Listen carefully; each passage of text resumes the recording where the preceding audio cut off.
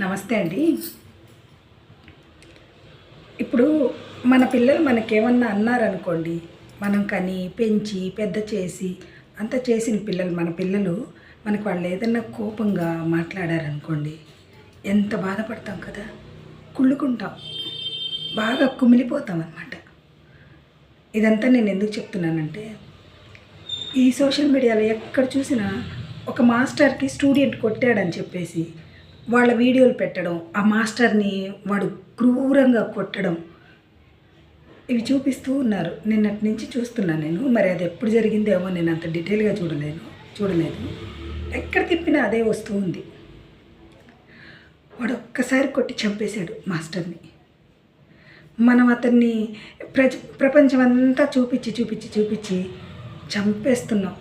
ఎందుకు సార్ ఇలా చేయడం? ఎందుకు చెప్పండి? వ్యూస్ కోసమా? చాలా ఉంటాయి కదా, వ్యూస్ కావాలంటే చాలా ఉంటాయి. అంటే ఒక మాస్టర్ని ఒక అబ్బాయి కొట్టాడు అని నోటితో ఒక న్యూస్ టైప్లో చెప్తే బాగుంటుందేమో, ఒక న్యూస్ టైప్లో చెప్తే బాగుంటుంది అనుకుంటున్నాను నేను. ఆ మాస్టర్ని చూపించడం, కొట్టాడని చెప్పడం ఎవరికైనా బాధే కదా సార్. మనమే ఆలోచించుకుందాం. మనకి ఎవరైనా దురుసుగా ఏదన్నా అని, చిన్న పిల్లోడు మనకన్నా చాలా చిన్న కుర్రాడు మనకి ఏదన్నా అనకూడని మాట అనేసి ఏదన్నా అన్నాడు అనుకోండి, సిగ్గుపడతాం. ఒక 4-5 రోజులు బయటికి వెళ్ళలేము మనం.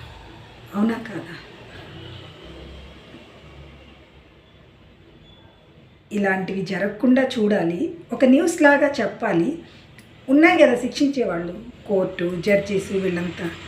అక్కడికి వెళ్ళిన తర్వాత వాడు నేను చెప్పలేదు, వీళ్ళు అబద్ధం చెప్తున్నారు అని ఏదన్నా వాడు చెప్తే అప్పుడు మనం అది ఆల్రెడీ ఉందిగా, దాన్ని సబ్మిట్ చేస్తే బాగుంటుందేమో అనుకుంటున్నాను నేను.